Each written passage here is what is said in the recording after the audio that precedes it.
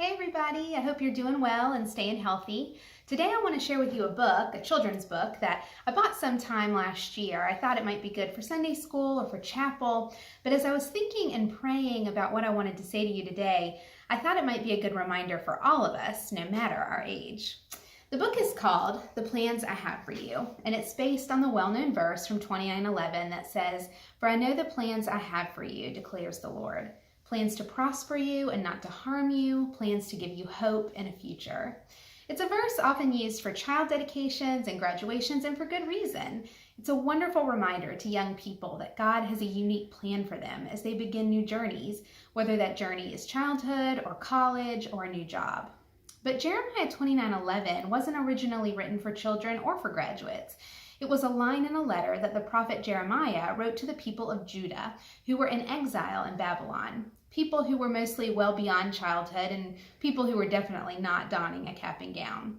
The words were only part of a message God spoke to Jeremiah to share with those in exile. The rest of the message assured them that although their current situation was not ideal, God would not leave them. He encouraged them to do the best they could to, quote, settle down and to, quote, seek peace and prosperity, because he had plans for them, big plans, plans to bring them out of exile and to return them to the life they once loved. Sound familiar? Now, I am certainly not implying that we're in exile, that we have been physically removed from our homes, but I am suggesting that we've been removed from our comfort zones and from our schedules and from our plans, and that we're certainly not living the lives we thought we would this spring and summer. And when I read God's words to the people of Judah, it is a reminder that God has a plan through all of this, a plan to prosper us, not to harm us, a plan to give us hope and a future. I'm also reminded that part of that plan is to return us back home at some point, to our normal, or at least a new normal. Our current situation is not a forever situation, and in the meantime, he tells us to do the best we can to settle in and live our lives. Easier said than done, I know, but even in the hardest, most tiresome and frustrating moments, it is encouraging to know that God only wants the best for us. I'm going to read you this book, and the illustrations will reveal the target audience pretty quickly, children or possibly graduates trying to figure out what they should do in life.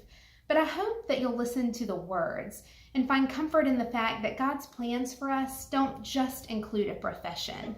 God has a plan for us every step of the way, at every age, in every situation, and he has given us everything we need to follow through with those plans.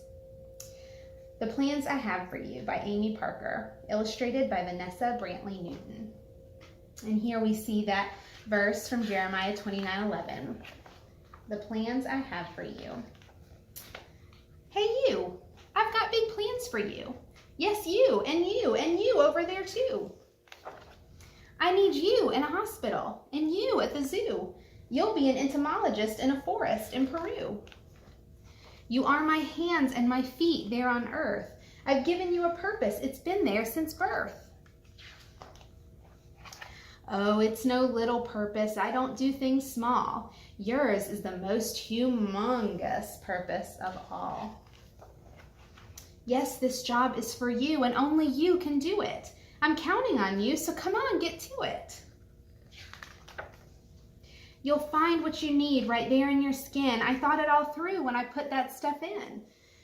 To you, I gave big hands. To you, 2 big feet. You'll be my big helper. You'll walk down big streets.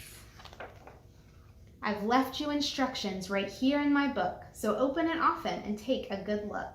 And here you see children reading the Bible and learning about favor, love, grace, patience, kindness, and forgiveness. Remember that I, who made the whole world, made you, and there's nothing that with my help you can't do. So open your heart and listen real close. You'll find that one thing that you love the most. Then when you do, you just better watch out, because I'll send you big jobs to be inspired about. The whole world will be better thanks to little old you, all because you did what I created you to do. What? You're still reading? There's so much to do. Now go out and find my big plans for you. So, what are God's plans for you? Remember, they're for good. They're to give you hope. I encourage you to read Jeremiah 29, verses 4 through 14, and I pray that you'll feel encouraged about and excited for what's next. Love you all. I can't wait to see you soon.